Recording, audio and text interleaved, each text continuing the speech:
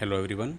आज हम आपके लेसन 3 जिसका हेडिंग है टू स्टोरीज अबाउट फ्लाइंग के सेकंड पार्ट जिसका हेडिंग है द ब्लैक एरोप्लेन का अध्ययन करने जा रहे हैं। हम देखते हैं। The moon was coming up in the east. चंद्रमा जो है वह पश्चिम में उगा हुआ था मेरे पीछे, behind me. And stars were shining in the clear sky above मी। और तारे हैं वह आकाश में, साफ आकाश में चमक रहे थे। There was not a cloud in the sky. वहाँ पर आकाश में एक भी बादल नहीं था। I was happy to be alone high up above the sleeping countryside. मैं मेरे निंद्रित ग्रामीण क्षेत्र जो लोग सोए हुए थे उनके ऊपर से ऊंचाई पर अकेला होकर बहुत ही खुश था। I was flying my old Dakota aeroplane over France back to England. मैं मेरा पुराना डाकोटा हवाई जहाज फ्रांस से ऊपर उड़ाकर वापस इंग्लैंड की तरफ जा रहा था। I was dreaming of my holiday and looking forward to being with my family. मैं अपनी छुट्टियों के स्वप्न देख रहा था और अपने परिवार के साथ मिलने की बहुत ही खुशी और प्रसन्नता से प्रतीक्षा कर रहा था। I looked at my watch 1:30 in the morning. मैंने अपनी घड़ी की तरफ देखा जो सुबह के 1:30 बजा रहे थे। I should call Paris control soon I thought. मैंने सोचा कि मुझे अब पेरिस कंट्रोल रूम की तरफ अपने रेडियो से पूछना चाहिए। As I look down past the nose of the aeroplane. जैसे ही मैंने हवाई जहाज़ की नाक के समीप नीचे की तरफ देखा, इन front of me I switched on the radio and said. मैंने अपने रेडियो को चलाया और कहा, Paris control Dakota DS 088 here. उसने कहा, पेरिस कंट्रोल रूम डाकोटा 088 यहाँ पर है। Can you hear me? क्या आप मुझे सुन सकते हैं? I am on my way to England over. मैं इंग्लैंड के अपने रास्ते पर हूँ। ओवर समाप्त हुआ। The voice from the radio answered me immediately. Radio ने तुरंत मुझे उत्तर दिया, DS 088 I can hear you. DS 088 हम आपको अच्छा सुन सकते हैं। You ought to turn 12 degree west now. DS 088 over. अब तुम्हें अपने जो हवाई जहाज है उसको 12 डिग्री पश्चिम की तरफ मुड़ जाना चाहिए। 088 समाप्त हुआ। I checked the map and the compass, switched over to my second and last fuel tank and turned the Dakota 12 degree west toward England's. Radio से आवाज़ को सुनने बाद में मैंने नक्शे व दिशा सूचक जो यंत्र था, फिर मैंने दूसरी अंतिम ईंधन की ओर स्विच घुमाया और डाकोटा को 12 डिग्री पश्चिम की ओर इंग्लैंड की ओर घुमाया। I will be in the time for breakfast I thought. मैंने सुबह के नाश्ते पर समय पर पहुंच जाने के लिए बारे में सोचा। A good big English breakfast, everything was going well. एक बहुत ही बढ़िया अच्छा सा सुबह का नाश्ता मैं इंग्लैंड में करूँगा, मैंने सोचा। It was an easy flight. यह बहुत ही आसान सी उड़ान थी। Paris was about 150 kilometres behind me when I सा द क्लाउड्स। पेरिस जो 150 किलोमीटर पीछे था, मैंने देखा कि कुछ बादल सामने थे। स्टॉर्म क्लाउड्स, एक तूफान वाले बादल थे। दे वर ह्यूज, वे बहुत ही बड़े थे। They looked like black mountain standing in front of me across the sky.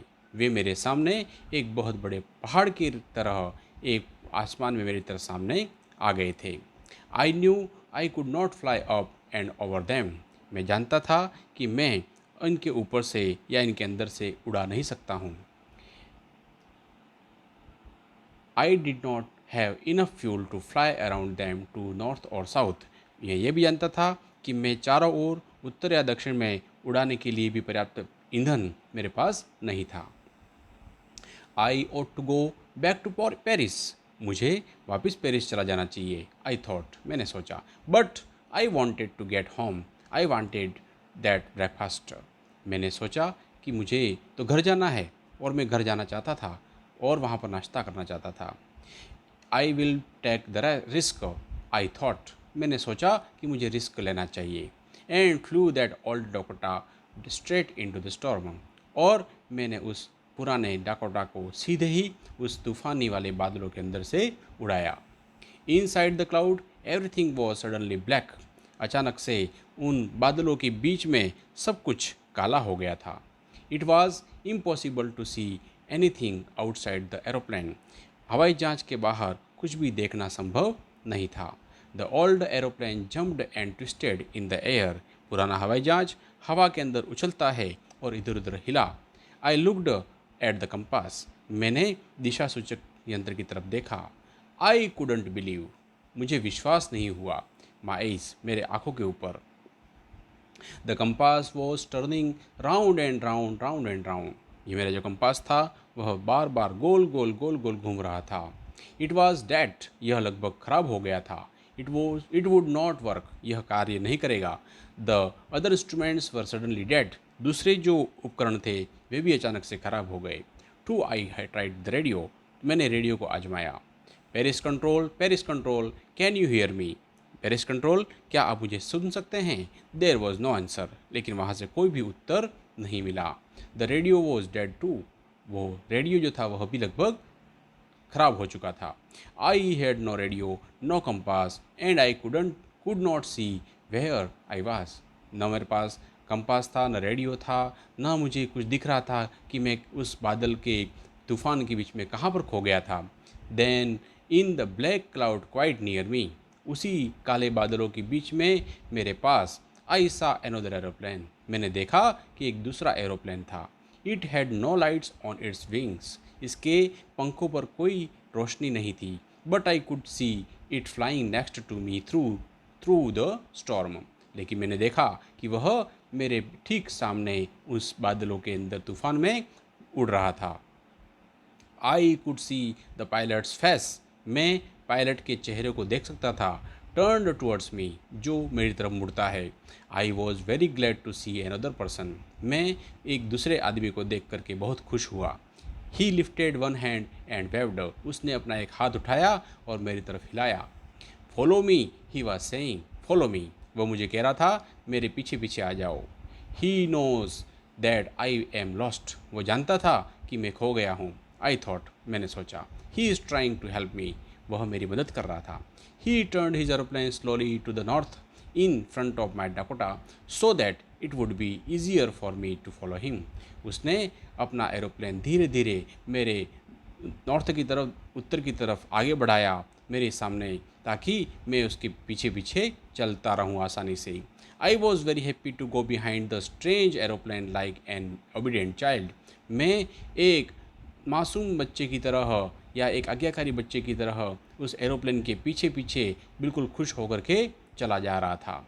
After half an hour of strange black aeroplane was still there in front of me in the crowd, आधे घंटे के बाद भी एक अजीब सा या अजनबी सा ब्लैक एरोप्लेन जो था वह मेरे सामने बादलों में चला जा रहा था। Now there was only enough fuel in the older Dakota's last tank to fly for 5 or 10 minutes more. अब मेरे उस पुराने डाकोटा के अंदर इतना पर्याप्त फ्यूल था कि मैं 5 या 10 मिनट के लिए उड़ सकता था। I was starting to feel frightened again, मुझे वापस डर लगने लगा उड़ान के लिए। But then he started to go down and I followed through the storm, लेकिन अचानक से उसने नीचे की तरफ अपना हवाई जहाज मुड़ाया और मैंने उसका पीछे पीछे उस तूफान में पीछा किया। Suddenly I came out of the clouds, अचानक से मैं उस बादलों से बाहर आ गया।